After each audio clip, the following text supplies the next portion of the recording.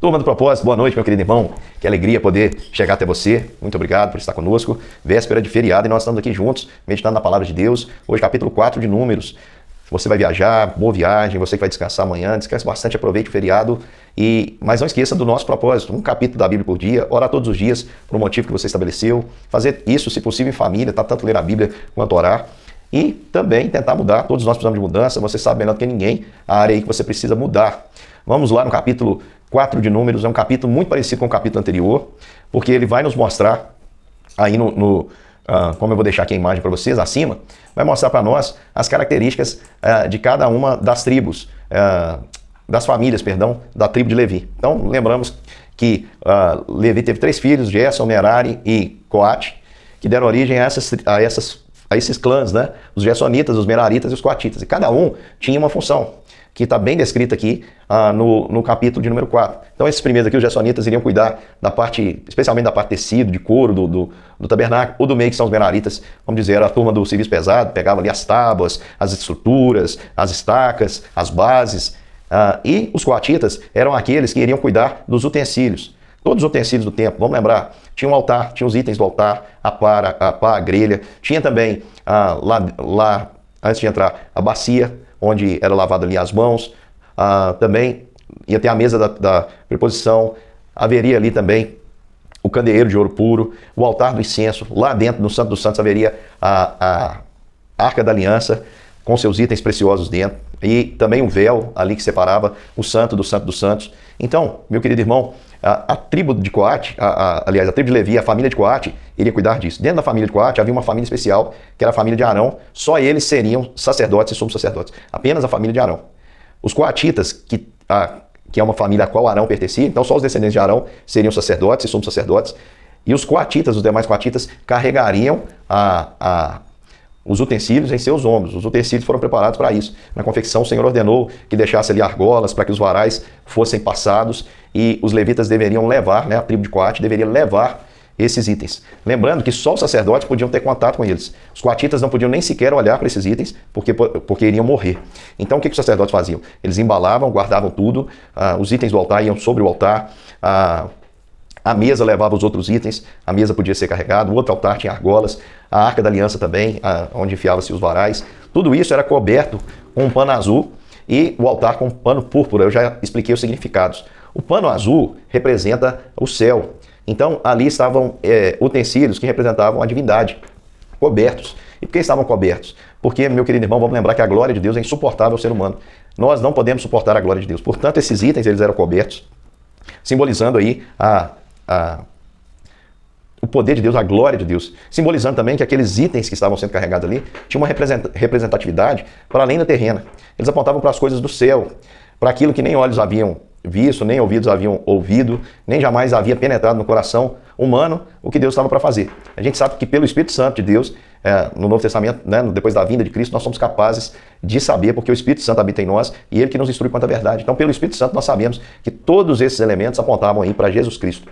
E interessante, todas as famílias aqui, os Gersonitas, os Meraritas, podiam usar carros de boi e bois para puxarem esses carros. Agora, os coatitas, depois que os sacerdotes embalavam tudo, eles não viam, eles vinham, né, e colocavam aquilo sobre os ombros. Os utensílios com panos azuis e o altar de bronze, ele era coberto por púrpura. Púrpura, eu falei para vocês, ele representa a divindade. Então, Cristo, com seu sacrifício ali, real, o rei, morreu por nós, para poder, através do domínio que ele tem sobre a morte, porque ele é rei dos reis, senhor dos senhores, tomou as chaves da morte e do inferno. Ele tem todo o poder através do seu sacrifício. Ele agora pode nos conduzir ao céu. Queridos irmãos, então púrpura representa reinado, cor azul representa céu. E eu acredito que o fato deles não poderem usar animais revela, irmãos, a exclusividade da obra de Cristo. Então Cristo veio como um rei, ele veio como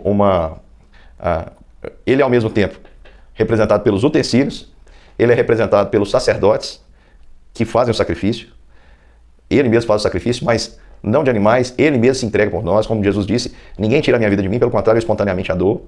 E ele ao mesmo tempo, pessoal, ele é os sacerdotes, ele é o sacrifício e ele é os utensílios. Todos os utensílios ali, eles apontam para a obra que Cristo iria fazer.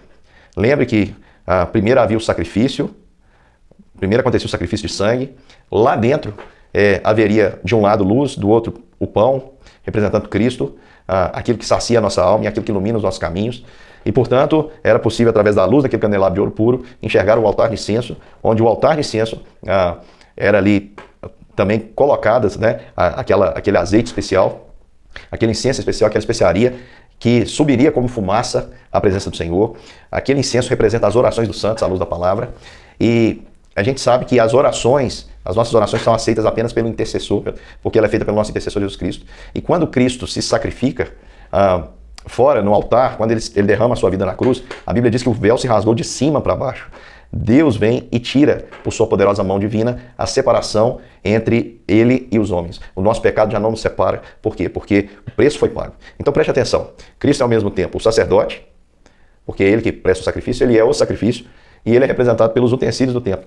É por isso que tudo aquilo ali é coberto, ou de púrpura ou de azul, porque é real e porque é divino. Agora, qual o motivo deles não poderem carregar os itens em carros de boi? Por que deveria ser levado no ombro? Para mostrar, pessoal, que na obra de Cristo exigia uma exclusividade. Não há espaço para mim nem para você naquela obra de salvação de Cristo Jesus. E ela foi feita com muito sofrimento. O fato deles carregarem no ombro me faz lembrar que Cristo carregou também a sua cruz no ombro, nos ombros. E vamos lembrar que esse esforço, esse pesar, ele carregou para que nós pudéssemos deixar de ter essa natureza terrena e passar a ter agora uma natureza que vai sendo moldada, restaurada à imagem e semelhança de Deus. Cada dia mais nós vamos sendo revestidos de glória em glória, vamos sendo transformados, vamos sendo santificados, e um dia nós vamos ser glorificados, nós seremos como Cristo é. Esse é o projeto final, e isso só é possível porque Cristo assumiu o nosso lugar, carregou sobre si a cruz que era para nós, ele pagou o preço por nós.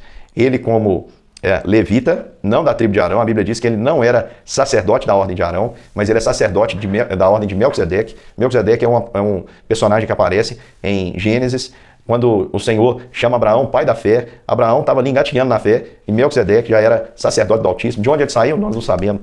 Não tem origem, não tem dias, simplesmente aparece ali, e ali eles adoram o Senhor, e Melquisedeque é um sacerdote inesperado. É um sacerdote que já existia antes do sacerdócio de Arão. Então é sacerdote para sempre. Essa figura de Melquisedeque representa Jesus. A Bíblia vai dizer em Hebreus que Jesus é sacerdote da ordem de Melquisedeque. Não é da ordem de Arão. Quem o constituiu sacerdote? Nós sabemos que Arão foi consagrado de acordo com o rito que o Senhor havia dado. Agora, quem consagrou quem consagrou Melquisedeque? Nós não sabemos. Então, o Senhor é dessa ordem. O Senhor Jesus é da ordem de Melquisedeque. Isso é para lembrar que ele é sacerdote para sempre. A sua representação, ela é para sempre. Não é o homem que constitui essa autoridade. No entanto, Jesus veio para cumprir toda a lei. Vamos lembrar qual foi a lei que Jesus veio cumprir? Uma delas está aqui, em Números, capítulo 4. Você já parou para pensar por que Jesus ele, começou seu ministério apenas com 30 anos? Você já parou para se perguntar o motivo disso? Olha só, no capítulo 4, versículo 3, vai dizer assim: da idade de 30 anos para cima até os 50 anos será todo aquele que entrar nesse serviço para exercer algum cargo na tenda da congregação. Então esse censo aqui não se confunda com o censo do capítulo 3. O censo do capítulo 3 foram contados os levitas com um mês para cima. Então, um mês de vida, já passou o risco ali, foram contados, né? Aquele número lá de 22 mil e alguma coisa.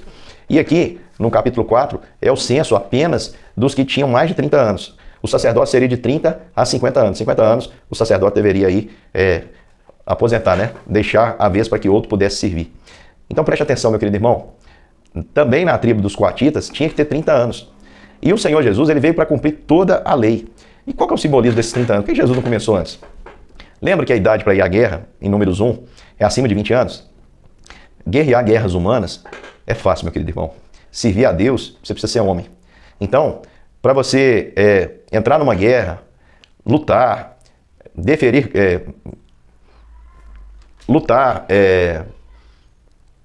enfim, fugiu a palavra aqui, né? Dar golpes.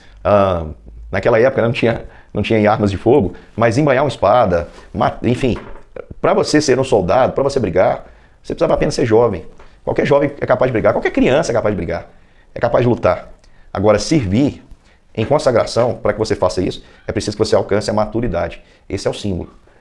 É o símbolo. Você tem maturidade, você já não faz as coisas mais de maneira precipitada, você já alcançou aí uma pelo menos, né, uma idade em que supõe que você é maduro. Então, por isso que o Senhor começa o seu ministério, o Senhor Jesus começa com 30 anos. Onde está escrito isso? Lá em Lucas 3:23 diz que Jesus tinha aproximadamente 30 anos de idade, no tempo ali do seu início de ministério, que foi o tempo do seu batismo. Meu querido irmão, olha só que interessante. Cristo começa o seu ministério cumprindo a lei que estava no Antigo Testamento. Por quê? Porque ele veio para cumprir toda a lei. E é interessante que quando ele vai a João, João diz assim, ó, eu preciso ser batizado pelo Senhor, o Senhor vem até mim. E ele diz, deixa estar porque é necessário que assim se cumpra toda a justiça. Por que ele diz isso para João? Ele diz isso para João porque Jesus não foi ali para ser batizado por causa do seu pecado. Jesus não tinha pecado. É por isso que João diz, eu é que preciso ser batizado pelo Senhor. O Senhor que vem a mim é porque Jesus tinha que cumprir o rito da lei. Lembra, meu querido irmão, que o sacerdote, para assumir o seu ofício, ele precisava passar por uma consagração. O sacerdote fazia a consagração do outro. Vamos lembrar que João Batista, por herança, era sacerdote, porque ele era filho de Zacarias, sacerdote, sumo sacerdote no turno de Abias. E agora, era sacerdote no turno de Abias, João Batista, então, por herança, seria também aí sacerdote, mas ele tem um ministério bem diferente, a voz que clama no deserto. Vamos lembrar aí que eles tinham pouco tempo de diferença. Então João Batista, a sua mãe estava grávida quando encontrou também Maria grávida, então poucos meses de diferença desses primos. Quando Isabel encontra Maria ali, a criança cheia do Espírito se mexe. Então João Batista estava no início do seu ministério, que começou num tempo diferente, era o deserto, era a voz que clamava pelo deserto.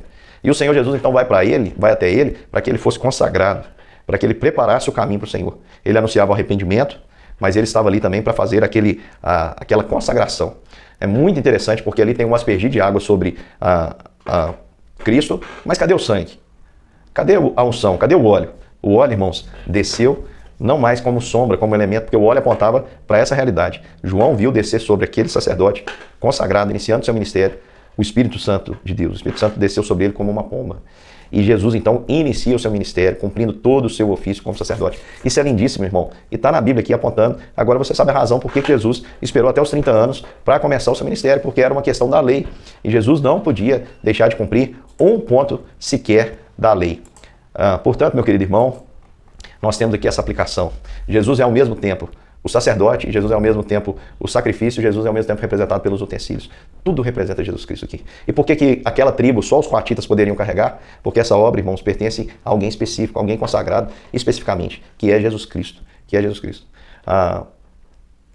Aqui dá pra gente fazer muitas aplicações, por exemplo, com a própria reverência que havia, no sentido dos sacerdotes, somente os sacerdotes, os sumos sacerdotes, embalarem ali aqueles utensílios, e os coatitas só chegam para carregar, só chegam para ajudar. E para que eles não morressem, Arão deveria designar o que eles deveriam carregar. Era Arão que ia definir. Diz aqui o versículo de número 48 e 49, lá no finalzinho do capítulo. Os que deles foram contados foram 8.580. Segundo o mandato do Senhor, por Moisés, foram designados cada um para o seu serviço e sua carga, e deles foram contados como o Senhor ordenara a Moisés. Então, eles recebiam ali a ordem de Arão, de Moisés, quanto à carga que eles deveriam levar. Então preste atenção em algo. Somente o sacerdote, o sumo sacerdote, podia ter contato com aquilo que era sagrado. Assim também, apenas Cristo, o sumo sacerdote, o perfeito sacerdote, é que pode, como Deus, e como perfeito Deus e como perfeito homem, unir aquilo que estava separado. Somente Jesus poderia fazer essa obra. E agora, tendo feito essa obra, tendo oferecido o sacrifício, tendo oferecido tudo, agora ele pede para que nós andemos, olha só, preste atenção. Jesus diz, vinde a mim, todos vós que estão cansados, sobrecarregados, e oprimidos, e eu vos aliviarei. Tomai sobre vós o meu jugo. O que é o jugo? O jugo era aquela cangaia que ia ali no pescoço do animal. Então a cangaia entrava em um animal e no outro. E Jesus diz, tomem sobre vós o meu jugo. Tomai sobre vós o meu jugo. Ele diz, o meu jugo é suave e o meu fardo é leve. Ele diz, o meu jugo é suave e o meu fardo é leve. Então Jesus fez todo o sacrifício para nós, mas ele nos chama agora também a tomarmos o nosso jugo. E aí fica parecendo, então Jesus quer que a gente carregue peso mesmo? Queridos irmãos, esse jugo que é colocado para nós, o próprio Senhor Jesus diz que o meu jugo é suave e o meu fardo é leve. Vinde a mim, todos vós que estão cansados, sobrecarregados e oprimidos, e eu vos aliviarei. Aprendei de mim, porque sou manso e humilde de coração, e achareis descanso para a vossa alma. Então, quando, meu querido irmão, nós assumimos o jugo do Senhor Jesus, e nós olhamos para o lado, olha, no ombro, e eu olho para o lado, quem está do meu lado? Jesus. Eu acho descanso para minha alma, você sabe por quê? Porque quem me carrega e quem me sustenta é quem está do meu lado, o Senhor Jesus Cristo. Então eu fico imaginando ali, é claro que essa aplicação que eu estou fazendo, irmãos, não achei comentário nenhum, é um pensamento meu, porque eu sei que tudo aponta para Cristo. Então eu fico imaginando ali os coatitas, daquela tribo, escolhida, separada, para levar a arca no ombro. Parece uma coisa penosa, só que era um privilégio. Enquanto eles estavam carregando ali, eles podiam olhar para o lado e perceber que eles estavam carregando aquilo que apaziguava a ira de Deus. Eles estavam carregando ali e do lado deles estavam as sombras, né? Aquilo que apontava para o sacrifício. E hoje, irmãos, nós estamos andando no nosso jugo, quando a gente olha para o lado, nós temos aquele que pagou o preço por nós. Esse é o único jugo desigual que dá certo, porque do lado de lá tem Deus e do lado de cá tem um pecador. Do lado de lá tem alguém que é capaz de suportar toda a carga, nos livrar da opressão, nos livrar do cansaço, dar descanso para nossas almas, e do lado de cá tem alguém que é pecador. E ele me carrega na minha fraqueza. Ele carrega o meu fardo. O jugo dele é suave, o fardo que ele pede para nós é leve, porque o preço foi ele quem pagou. Meu querido irmão, já falei demais, que Deus abençoe, um grande beijo, fiquem com Deus e amanhã estamos juntos aí para meditar em mais um capítulo desse livro maravilhoso que é Números. Fiquem com Deus, até mais.